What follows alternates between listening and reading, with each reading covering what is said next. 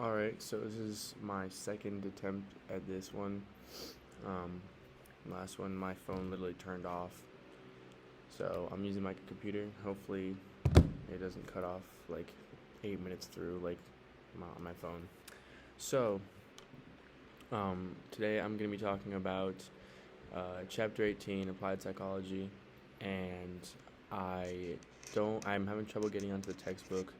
Don't know why it's happening now because I was able to get onto it a few times before. But I went onto Quizlet and I found all like the main topics and stuff like that, read through it, and I found three that I can relate to. So that's what I'm going to be doing. I really hope this is taking a video right now. I've never done this on a Mac before. Oh yeah, I see the numbers. Alright, so we're good. So let me find my first one real quick. There is 360-degree feedback. So I had a relationship in my past that I didn't communicate at all, and I just expected that she knew what I was talking about and thinking without explaining myself. And that led to a lot of confusion, which led to even more stress and more like problems in a sense. And it like over time it led to like toxicity, which was not good. And I mean, it was fine in the beginning, but over a while it just got very tiring. And a way that I use 360-degree feedback now rather than earlier, because earlier I never used it, even with my family. I ask people like how I can better myself and be a better person towards them, so that our relationship can be in a better spot always. And if there's ever a problem, a little dilemma or something, then we talk about it. And I'm currently doing that with a friend that I met here, and she's super sweet, and it's really interesting how much I've grown in the whole communication aspect, because without doing this, we would have already like stopped talking. Like I I met her in like the third week I was here, and we would have been done talking by like the fifth week, the latest. Um, but yes, we got into a little altercation about something, and then I was like, all right, so I'm just gonna explain my feelings. I'm gonna explain how I feel about this, and then I want your feedback on this. Completely bold, complete honesty, um, and yeah, she told me all that. It fucking hurt what she said. I'm not gonna lie, um, but now I know not to do that anymore because fuck, she told me not to, and like I realized that if I keep doing that in my future relationships, it's not gonna get me anywhere. So yeah, that 360-degree feedback. I didn't know it was called that. I just thought it was feedback, but I read through it and I related with that. And I'm just gonna read the definition real quick. Maybe you forgot. I doubt you did, but if you did forget, it's the evaluation of employee performance. Me being the employee, and like our relationship is a business. Cause like, I mean, I can relate it to like my substance business in the past, but I'm just not really like.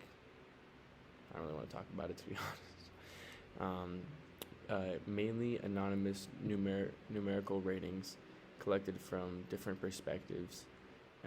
And the different perspectives part, I didn't do the numerical ratings. Don't know what the fuck that is. And it wasn't really anonymous because I didn't want it to be anonymous. Because I wanted her personal feedback. But the different perspectives is I asked my friends also, like if she had reason to say this, and two friends said, no, bro, like you're good, man, like whatever, just like move on to a new girl or whatever.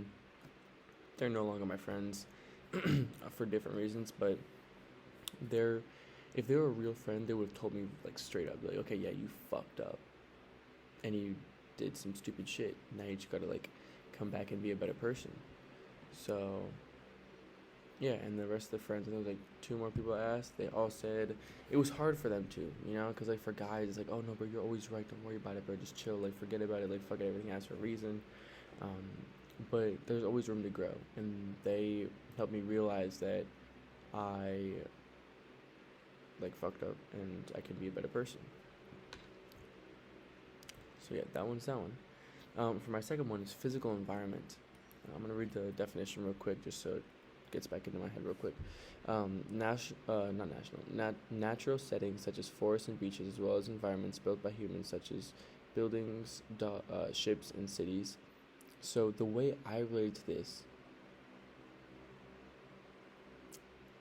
or actually no, I'm gonna do behavioral setting. Yeah, this one makes more sense. I just read this one. It makes more sense. So my behavior is highly correlated with where I am physically.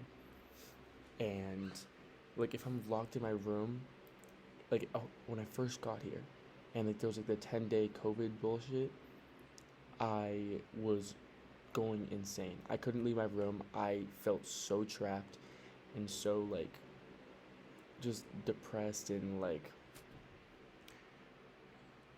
it was another emotion, just lost in a sense. It's like, why did I come here? You know, like I don't feel good right here.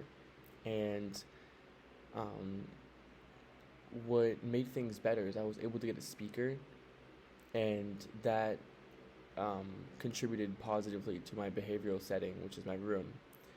And yeah, I started to feel a little bit better. And then once I was able to leave my room and travel around Costa Rica and meet other people, then I felt a lot better. And I always try and keep myself in a positive behavioral setting, other than like if I have to like go somewhere like a classroom. I mean, some classrooms like positive like behavioral settings for me, like your classroom, like the psychology classroom. It's nothing against you. You're very interesting. I just zone out a lot, but it's a very positive sort of classroom. Not sort of, but it's a very positive classroom. And like I feel like I can do well, and currently I am doing well in your class, even though I'm a little behind on this essay shit, which is definitely my fault, obviously. But yeah, I also like little like things like colors also from like the little research I just did in my head. Like yellow, it's a very negative color. And blue is like calm and stuff like that. So if you're like your room colored blue, yeah, it's blue. I thought it was white for a second, but yeah, blue. It's a very calming, soothing sort of like sky, stuff like that. Music also helps, like the wavelengths and just I don't know, endorphins in your brain or some shit. I'm not a marine biologist, so I got no idea about any of that. Yeah, that was my second one. And I'm gonna pick a new one right here, just out of the blue. Let's see here.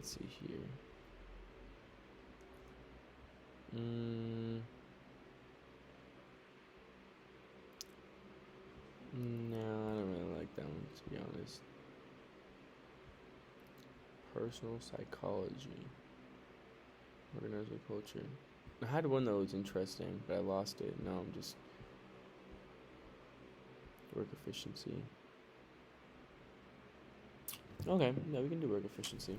So for me, I work most efficiently when I'm able to walk around and feel free, and when I have a comfy chair also, that really helps.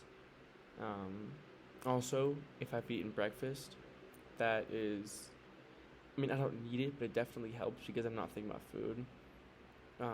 Also, if it's not at night, if it's at nighttime, I'm usually like either wide awake and I want to go out and like have fun, or I'm about to pass out and like go to sleep.